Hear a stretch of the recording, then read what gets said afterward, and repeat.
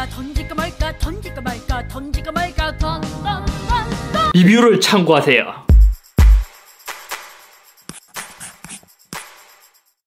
안녕하세요, 이스입니다. 오늘은 드디어 새롭게 출시한 LG의 두 번째 코드리스 이어폰, LG 톤 플러스 프리 2세대 간단 사용기입니다. 사실 이번 톤 플러스 프리가 첫 번째 제품으로 알고 있으실 수도 있지만 몇 년 전에 톤 플러스 프리 1세대가 출시했고 소리 소문 없이 사라진 뒤에 이제 2세대가 출시한 것입니다. 요즘은 대부분 코드리스가 커널형으로 출시되기 때문에 저처럼 커널형을 많이 싫어하시는 분들에게는 가뭄의 단비 같은 존재이죠. 출고가는 259,000원, 갤럭시 버즈의 출고가는 159,500원, 에어팟 프로는 329,000원으로 조금 더 비싸고 에어팟 2세대 무선 충전 케이스는 만원 더 저렴해요. 하지만 사전 예약했을 때 실구매가는 SK포인트 7만원, 신세계 상품권 3만원, 스타벅스 기프티콘 3만원, GS25 쿠폰 5,000원, 약 12만원 정도에 구입한 것이죠. 먼저 언박싱부터 해보겠습니다. 처음 받았을 때 이 박스 모습은 되게 고급스럽다라는 느낌이 들었어요. 위에도 정품 액세서리라는 홀로그램이 있고 처음에 MFI 인증을 받은지 알았는데 Works with iPod, iPhone,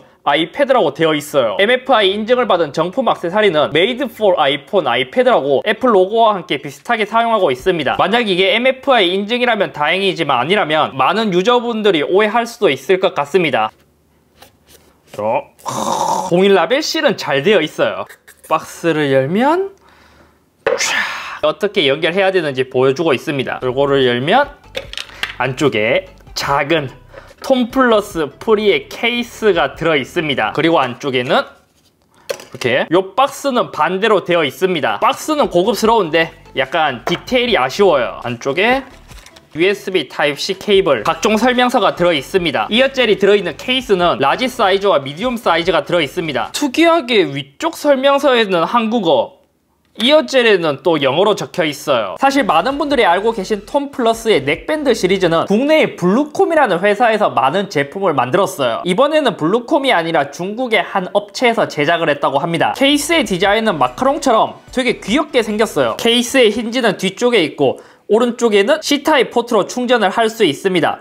또 반대쪽에는 페어링 버튼이 있어요. 갤럭시 버전은 따로 페어링 버튼이 없습니다. 그래서 다른 기기와 연결할 때는 귀에 꽂고 터치를 해서 페어링 상태로 만들어서 다시 페어링을 해야 되는데 코드리스 제품을 써보면 페어링 버튼이 있는 게 확실히 편합니다. 앞쪽에는 LED 인디케이터가 있고 배터리 잔량에 따라 색이 좀 다르게 나옵니다. 유일하게 아쉬운 점이라면 만원 더 싼 에어팟, 10만원 더 싼 버전은 무선 충전을 지원함에도 불구하고 톤 플러스는 무선 충전을 지원하지 않습니다. 그리고 케이스를 열었을 때는 이렇게 유닛도 귀엽게 들어있고 이거를 빼면 톤 플러스의 특별한 점은 안쪽에 UV 나노 코팅이 되어 있기 때문에 이게 이어폰을 놓고 케이스를 닫으면 이어폰 표면에 있는 유해 세균을 줄여준다고 하더라고요. 이게 실제로 되는 건지 안 되는 건지 그것을 구분할 수 없다는 건 아쉬워요. LG는 이것을 이어젤이라고 합니다. 이어젤의 크기는 따로 차이가 나 보이지 않는데 가장 크게 차이가 나는 것이라면 두께 차이가 가장 큽니다. 오른쪽이 스몰이고 왼쪽이 라지인데 확실히 이 불투명도에 있어서도 차이가 나죠. 이어폰의 디자인은 예전에 봤던 약간 소니의 축소판 같이 생기기도 했어요. 무광과 유광을 적절하게 잘 섞었는데 이것 때문에 좀 더 고급스러워 보이는 것은 있어요. 하지만 실제 사용했을 때는 블랙의 유광이기 때문에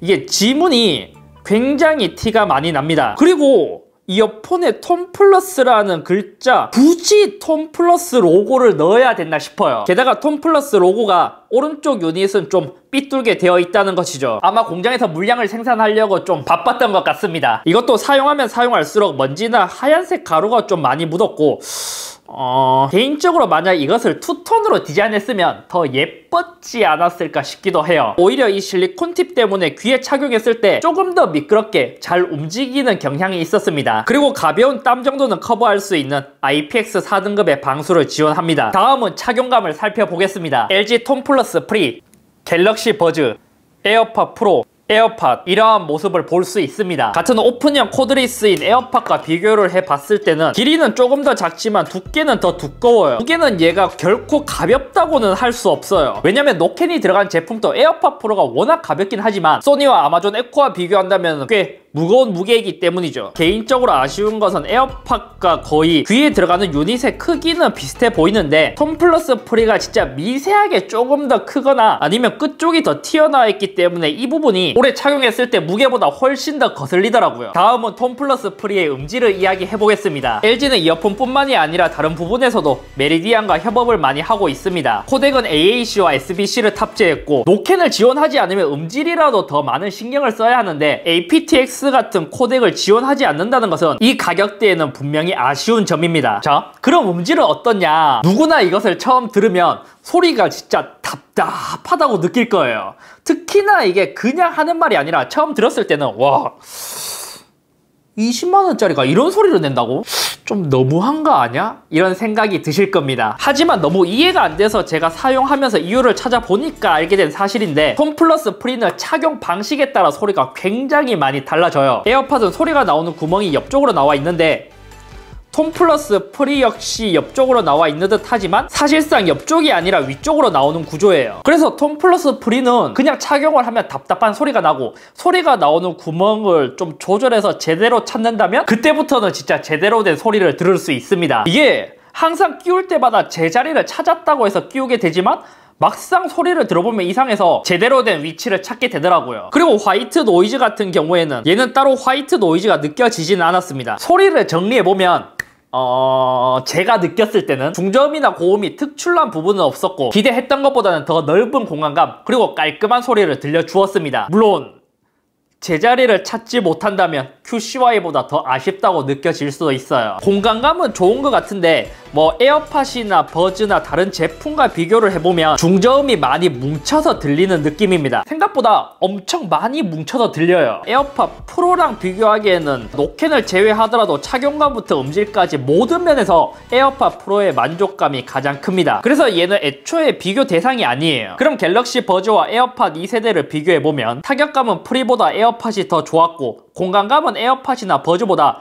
톰 플러스 프리가 좀 더 넓게 들리긴 하는데 얘는 소리가 뭉쳐서 들리기 때문에 공간감이 넓은 것 같은데도 좀 좁은 것 같은 그런 좀 신기한 소리가 나요. 아무래도 버즈는 커널형이다 보니까 저음이나 음에 대한 깔끔함, 해상력이나 고음도 버즈가 더 나았어요. 하지만 톰 플러스 프리에 비해서는 저음이 강하게 들리기 때문에 저음이 많은 것을 싫어한다면 톰 플러스 프리에 더 깔끔한 소리가 잘 맞을 거예요. 정리를 하자면 특출나게 좋지도 나쁘지도 않은 평범한 소리를 들려주었습니다. 사실 저는 음악 듣는 맛이 좀 부족했어요. 저는 개인적으로 화이트 노이즈가 있더라도 오히려 아마존 에코 버즈의 음질이 월등히 좋다고 느껴졌습니다. 다음은 통화 품질 테스트입니다. 중앙청 창살은 쌍창살이고 시청의 창살은 외창살이다. 중앙청 창살은 쌍창살이고 시청의 창살은 외창살이다.